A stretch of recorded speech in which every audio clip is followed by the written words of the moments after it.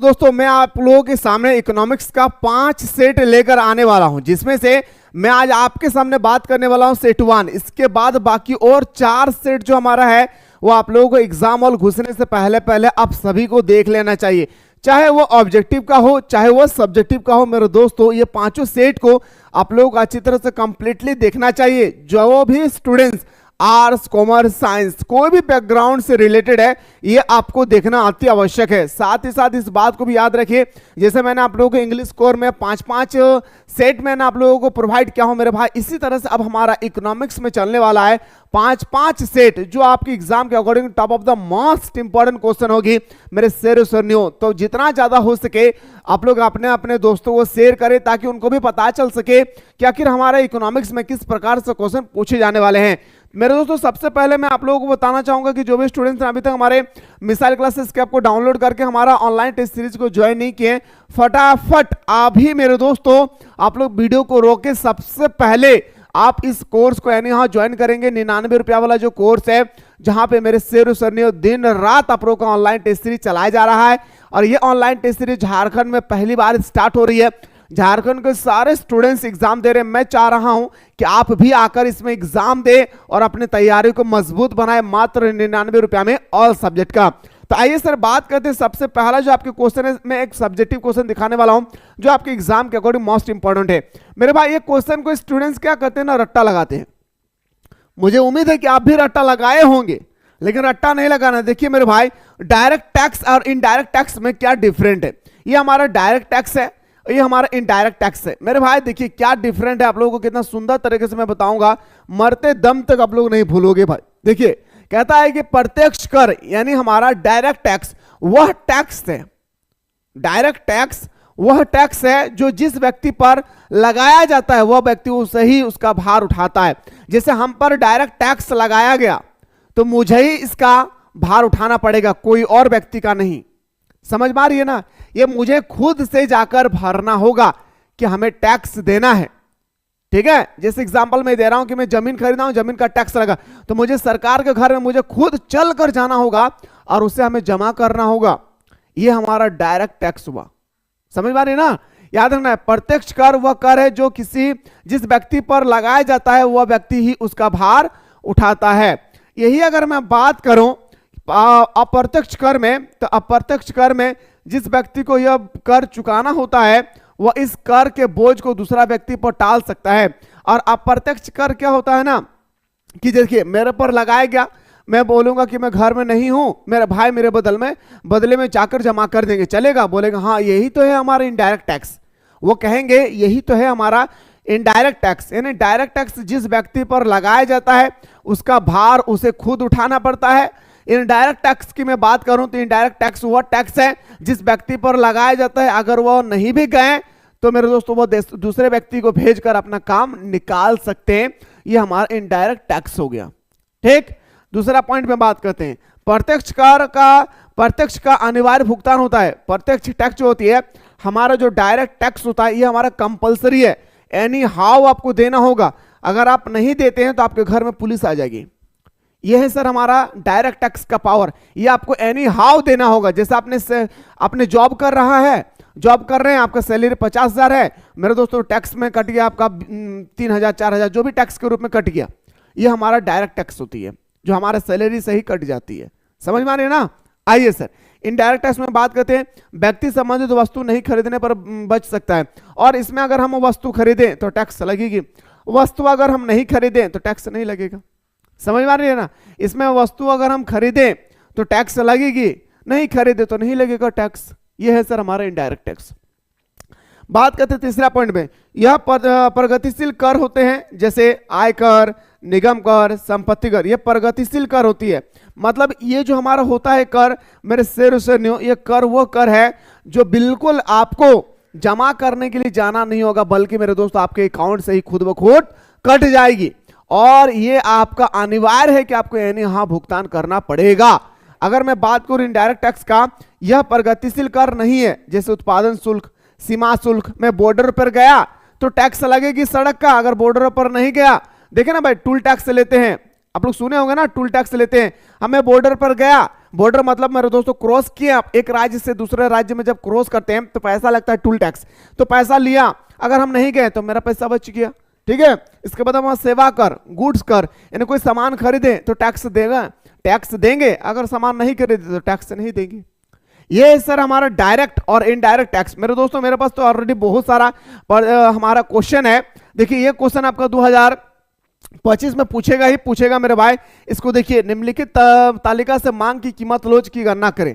आपसे पूछा गया कि मांग की कीमत लोच की आपको गणना करके बताना है कि आखिर क्या है। मेरे भाई मैंने आप लोगों को बताया था सर, वस्तु की कीमत है सर P1, वस्तु की कीमत 2 है P2, ये हमारा Q2 हो गया, सॉरी ये हमारा Q1 हो गया सर, और ये हमारा Q2 हो गया।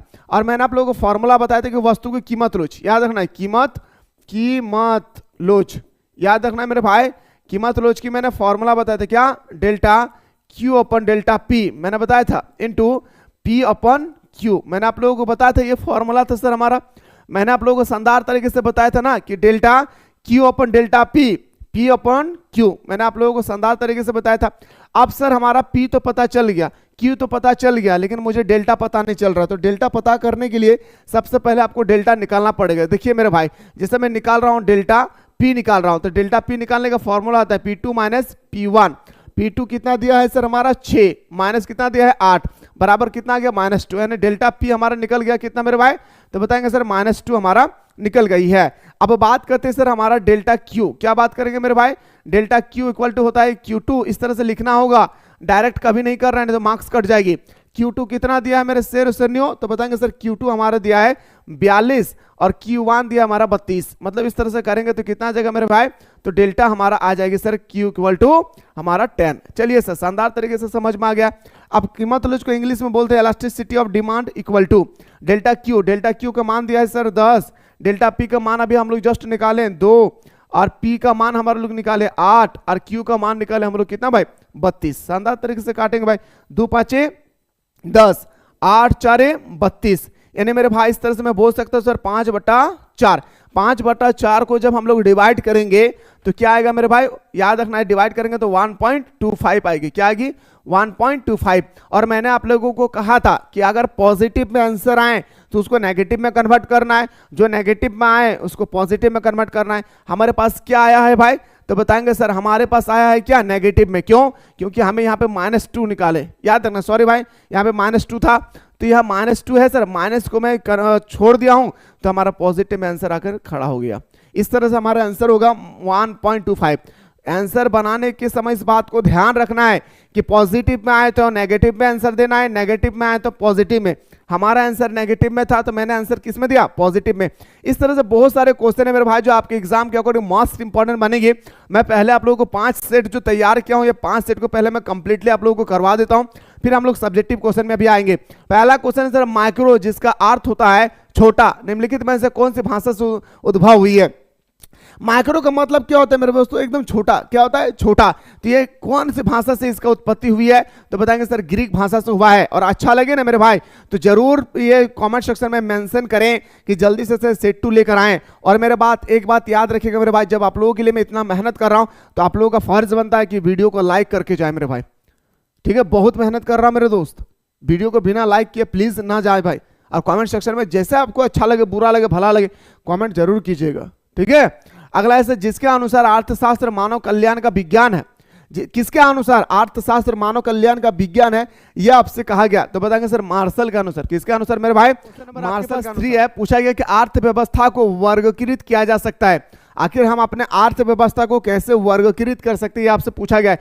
तो हम लोग पूंजीवादी भी करते हैं, इसके बाद हमारा समाजवादी भी होती है, मिश्रित अर्थव्यवस्था भी होती है, जैसे हमारा भारत हमारा मिश्रित अर्थव्यवस्था, समाजवादी जैसे रूस हमारा, पूंजीवादी जैसे हमारा अमेरिका हमारा। इन्हें बोल सकता है सर ऑप्शन नंबर डी इसका राइट आंसर हो जाएगी। उपभोक्ता व्यवहार का अध्ययन किया जा सकता है, जो उपभोक्ता व्यवहार है इसका अध्ययन कहां पे होगी मेरे भाई, तो सूक्ष्म। मैंने आप लोगों को बताया था जब भी एक चीज की बात करें तो आपको बताना है व्यष्टि, बहुत सारे चीजों की बात करें तो आपको बताना है समष्टि, इस बात को याद रखना है। अगला क्वेश्चन पे दौड़ते हैं सर, सम सीमांत, सीमांत उपयोगिता नहीं है भाई, श्रम सीमांत पूछा गया है, श्रम सीमांत उपयोगिता नियम के विचार के मूल्य प्रतिपादक कौन थे? तो बताएंगे सर गोसेन थे। कौन थे मेरे भाई? तो बताएंगे सर क्वेश्चन नंबर 5 का हमारा क्या हो जाएगा राइट आंसर? गोसेन इसका सही उत्तर हो जाएगा। अगला है सर उपयोगिता की मापन की इकाई क्या है? मेरे दोस्तों एक्चुअली इसका मापन की इकाई जो होती है ना वो हमारी यूटिलस होता है, लेकिन मैंने आप लोगों को बताया था कि अगर यूटिलस नहीं है तो आप लोगों को द्रव्य मुद्रा दिखना है, जिसे हम लोग बोल सकते हैं ऑप्शन नंबर ए इसका राइट आंसर हो जाएगी। ये क्वेश्चन कई बार अभी तक पूछा जा चुका है मेरे शेर सुनियो, ये सारे क्वेश्चनों को आप लोग अच्छी तरह से नोट डाउन कर लेना है। अगला क्वेश्चन पे दौड़ते हैं सर। अगला प्रश्न है जब सीमांत उपयोगिता ऋणात्मक होती है तब कुल उपयोगिता क्या होता है? खतरनाक क्वेश्चन। और इस तरह से 3 क्वेश्चन आती है मेरे भाई आपके मैथ सेक्शन से। मैंने शानदार तरीके से आप लोगों को बताया था। जैसे मेरे भाई कुल उपयोगिता जैसे जैसे बढ़ती है हमारा सीमांत उपयोगिता घटती है, जैसे जैसे कुल उपयोगिता अधिकतम होता है तो सीमांत उपयोगिता 0 होती है, जैसे जैसे कुल उपयोगिता घटती है तो सीमांत उपयोगिता ऋणात्मक होती है। मैंने आप लोगों को बताया था। आप लोगों को समझ में आ गया मैंने क्या कहना चाह रहा भाई? तो बताएंगे सर जैसे जैसे हमारा सीमांत उपयोगिता ऋणात्मक होती जाती है तो हमारा कुल उपयोगिता घटने लगती है। इस बात को याद रखिएगा, बहुत ही इंपॉर्टेंट क्वेश्चन है मेरे भाई, छोड़ कर नहीं आना है। माना कि economics is the outer subject, पर इतना हार्ड नहीं है जितना टीचरों ने बना कर रखा है मेरे भाई। बस समझाने वाला सही होना चाहिए। यकीन मानिए मेरे भाई इकोनॉमिक्स बहुत ही आसान सब्जेक्ट है। ठीक है, चलिए सर कॉफी के मूल्य में वृद्धि होने से चाय की मांग क्या होगी?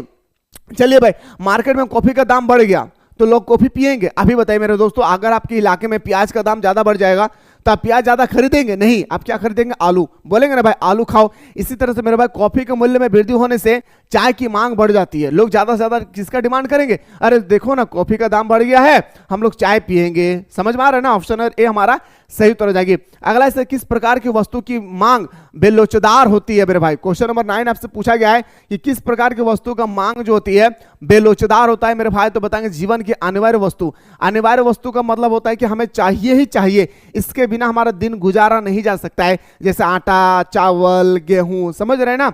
अगला है सर मांग को प्रभावित करने वाले तत्व में कौन सा है?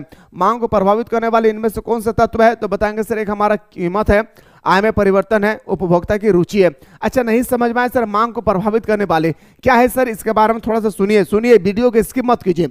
मान के चलिए मेरे दोस्तों मैं दुकान खोला, हम रोज 10 किलो चावल बेचते थे। रोज मैंने कोई दुकान खोला था और मैं रोज 10 किलो चावल बेच रहा था। अब क्या हुआ ना मेरे भाई कि अब मात्र ना मैं 5 ही किलो चावल बेच पा रहा हूं, लोग उतना ही नहीं रहा है। या तो मैं बोल सकता हूं सर मेरा दुकान पूरा चलने लगा और मेरे दोस्तों मेरा रोज 15 किलो बेच रहा हूं, या तो मैं मेरा पहले की तुलना में घट गया है या तो पहले की तुलना में बढ़ गया है। इससे क्या होगा मेरे भाई? सुनिएगा, इससे होगा हमारे कीमत में परिवर्तन। अगर हमारी कीमत घट जाएगी तो लोग ज्यादा से ज्यादा खरीदेंगे, कीमत अगर बढ़ जाएगी तो लोग कम से कम खरीदेंगे। दूसरा आय में परिवर्तन, यानी मेरे भाई अगर हमारा इनकम 5,000 था अगर 10,000 हो जाएगा, मैं बोलूंगा ज्यादा से ज्यादा खाओ, बाल बच्चों ज्यादा से ज्यादा खाओ। और मेरा कीमत अगर आय हमारा घट जाएगी, मैं कहूंगा नहीं भाई 5 किलो में काम चला लो। बोलेंगे या नहीं? उपभोक्ता की रुचि, मेरा मन करेगा तो मैं खरीदूंगा, मेरा मन नहीं करे तो मैं नहीं खरीदूंगा। ये हमारा उपभोक्ता की रुचि पर निर्भर करती है। अगला क्वेश्चन पे आते हैं सर, कृषि में मुख्यतः लागू होता है, जो हमारे कृषि लोग हैं भाई इसके में मुख्यतः क्या लागू होता है आपसे पूछा गया है? तो बताएंगे उत्पत्ति का हास्य नियम। क्या होता है मेरे भाई? उत्पत्ति का हास्य नियम। और ये फॉर्मूला आप लोग अपनी कॉपी में नोट डाउन जल्दी से कर लेंगे। टीबीसी याद रखिएगा बराबर टीसी माइनस टीएफसी। टीएफसी ये मैं इसलिए बताया हूं क्योंकि मेरे दोस्तों ये फॉर्मूला से आपका नंबरिकल क्वेश्चन बनेगी। अगला वीडियो जो मैं बताऊंगा ना इस फॉर्मूला से आपका नंबरिकल क्वेश्चन बनेगी, इस चीज को ख्याल रखना है। ठीक है, तो इस प्रकार हमारा राइट आंसर हो जाएगी सी इज द राइट आंसर। अगला क्वेश्चन पे आते हैं सर, जिस बाजार में एआर एवरेज रेवेन्यू एक्स अक्ष के समांतर होती है, एक्स अक्ष के समांतर होती है मतलब इस तरह से ग्राफ होती है। देखिए ग्राफ भी देखिए, एक्स अक्ष के समांतर होती है, वो कौन सा प्रतियोगिता है भाई? क्वेश्चन नंबर 13 आपसे पूछा गया है। तो बताएंगे सर याद रखना है हमारा राइट आंसर का पूर्ण प्रतियोगिता, जहां पे बहुत सारे लोग खरीदने बहुत सारे लोग बेचने के लिए आते हैं। अगला है सर एक अधिकार की विशेषता क्या है? तो बताएं एक क्रेता तथा अधिक विक्रेता हूं, यानी एक विक्रेता और अधिक क्रेता हो, मतलब एक बेचने वाले हो और जब दो में बहुत कोई खरीदने वाले होती है तो इसे हम लोग क्या बोलते हैं मेरे भाई? एक अधिकार बाजार। ठीक है। और हमारा पूर्ण अधिकार, पूर्ण प्रतियोगिता बाजार किसे कहते हैं, जहां पे बहुत सारे खरीदने वाले और बहुत सारे बेचने वाले हो, ठीक है। आइए सर बात करते हैं अगला क्वेश्चन पे। जिस बाजार में AR इक्वल टू MR होता है वो कौन सा बाजार है, यानी average revenue equal to marginal revenue. मैंने आप लोगों को चिल्ला चिल्ला के बताया था पूर्ण प्रतियोगिता बाजार, बताए थे या नहीं भाई, आप ही बताइए। क्वेश्चन नंबर 50 का मैंने पूर्ण प्रतियोगिता बाजार पढ़ाया था या नहीं। और ये क्वेश्चन तो 5 मार्क्स का छप रहा है मेरे भाई, इसको याद रखना है। फर्म के संतुलन की प्रथम शर्त क्या है, कोई भी फर्म को हम लोग संतुलन रखना चाहेंगे उसके प्रथम शर्त होती है MC equal to MR। The general theory of employment interest and money नामक पुस्तक का लेखक आखिर कौन है। ये पुस्तक आपके पेपर में 100% छपेगी, इस बात को ख्याल रखना है। तो बताएंगे sir JM Keynes, option number हमारा C इसका राइट आंसर हो जाएगा। अगला है सर कि अर्थशास्त्र में व्यष्टि और समष्टि का प्रयोग सर्वप्रथम किस अर्थशास्त्री ने किया था, यानी जो हमारा अर्थशास्त्र है इसका प्रयोग सबसे पहले कौन सा अर्थशास्त्री ने किया था, तो बताएंगे रेगनर फ्रिश ने। किसने मेरे भाई, रेगनर फ्रिश इसका बिल्कुल सही उत्तर हो जाएगा। अगला है सर निम्नलिखित में से कौन सा कथन सत्य है। पेपर उठाकर देखिए 2024 का पूछा गया था यानी, तो बताएंगे सर इसका राइट आंसर होगा NNP equal to GNP minus डिप्रेक्शन यानी खिसावट। ऑप्शन नंबर C हमारा सही उत्तर हो जाएगी। शुद्ध घरेलू उत्पादन NDP का कुल घरेलू उत्पादन से क्या संबंध रखता है भाई, तो बताएंगे सर ये संबंध रखते हैं हमारा कम होता है। क्या होता है, कम होता है, नहीं बोल सकता हूं सर। ऑप्शन नंबर A हमारा राइट आंसर होगा। और मेरे भाई पांचों सेट को आप लोग कंप्लीटली देख लेंगे। अभी हमारा जो डिस्कस हो रही है ना, ये हमारा सेट 1 है, याद रखना है। अभी जो हम लोग डिस्कस कर रही है हमारा पूरी तरह से सेट 1 चल रही है। पांचों सेट को कंप्लीटली जिस तरह से इंग्लिश स्कोर में देखें इसी तरह से इसमें भी आप लोग अच्छी तरह से देख लेना है। तो बताएंगे सर क्वेश्चन नंबर हमारा 21 है कि आपके बैंक खाते में 15 अप्रैल 2024 को 25,000 रुपया है। कितना सुंदर क्वेश्चन दिया भाई, देखिए यही तो है हमारा करंट क्वेश्चन। आपके बैंक खाता में 15 अप्रैल 2024 को 25,000 रुपया है। यह रकम किस संकल्पना का उदाहरण है, तो बताएंगे सर स्टॉक है। ये हमारा पैसा क्या है भाई, स्टॉक में रखा हूं, बोलते हैं ना भाई ये पैसा मैंने स्टॉक में रखा है। मैं ये तभी निकालूंगा जब हमारे पास बहुत ही जरूरत चीजें मुझे खरीदना होगा, तभी मैं निकालूंगा, अन्यथा मैं इसे निकालने वाला नहीं हूं। अगला मुद्रा वह है जो मुद्रा का कार्य करती है, परिभाषा किसने दिया था, तो बताएंगे सर विदर्स ने दिया था। कितने मेरे भाई, विदर्स ने दिया था। और सब्जेक्टिव क्वेश्चन के लिए भी अगला वीडियो में जुड़े रहना भाई। ATM का पूरा नाम क्या है, ऑटोमेटिक टेलर मशीन। क्या मेरे भाई, ऑटोमेटिक टेलर मशीन, ठीक है। अगला देखिए मेरे भाई, रिजर्व बैंक ऑफ इंडिया की स्थापना कब हुई है, आपसे पूछा गया है क्वेश्चन नंबर 24 में। जो हमारा भारतीय रिजर्व बैंक ऑफ इंडिया है इसकी स्थापना कब होती है, तो बताएंगे सर इसकी स्थापना होती है 1935 में। कब होती है मेरे भाई, 1935 इसका राइट आंसर हो जाएगी। भारत में 1 रुपया का नोट जारी कौन करता है, आप क्वेश्चन एक आती है कि भारत में 1 रुपया का नोट चलती है, पहले चलता था अभी तो है नहीं, तो 1 रुपया का नोट आखिर जारी कौन करता है, तो बताएंगे सर हमारा भारत सरकार का वित्त मंत्री। कौन आता है मेरे भाई, भारत सरकार का वित्त मंत्री। मतलब मैं बोल सकता हूं सर ऑप्शन नंबर B हमारा राइट आंसर हो जाएगा। अगला क्वेश्चन पे आते हैं सर, कौन सा कथन सत्य है, आपको बताना है। ये क्वेश्चन 99% 100 भाई 100% ये क्वेश्चन पहले ही छपेगा आपके पेपर में। मैंने आप लोगों को चिल्ला चिल्ला के बताया था MPC plus MPS equal to कितना होता है भाई 0 सॉरी 1। कितना होता है भाई 1। मेरे भाई ये ऑप्शन दिख रहा है या नहीं बताइए, 26 का B नंबर दिख रहा है या नहीं, तो बताएंगे सर हाँ दिख रहा है। अगला क्वेश्चन देखिए मेरे भाई, भारत में वित्तीय वर्ष की अवधि कब से कब तक है, तो बताएंगे सर 1 अप्रैल से लेकर 31 मार्च तक। कब होते हैं मेरे भाई, 1 अप्रैल से लेकर 31 मार्च तक। प्रत्यक्ष कर अभी मैंने जस्ट समझाया कि अंतर्गत निम्नलिखित में से किसे शामिल किया जाता है। प्रत्यक्ष कर का मतलब होता है क्या मेरे भाई, डायरेक्ट। प्रत्यक्ष कर का मतलब क्या भी हम लोगों ने पढ़ा भाई, डायरेक्ट टैक्स होती है। क्या होती है डायरेक्ट, तो क्या होता है उपहार कर एवं आय कर दोनों होता है भाई। एंड ऑप्शन नंबर हमारा बिल्कुल सही तो हो जाएगी सर, ऑप्शन नंबर D इसका राइट आंसर हो जाएगी।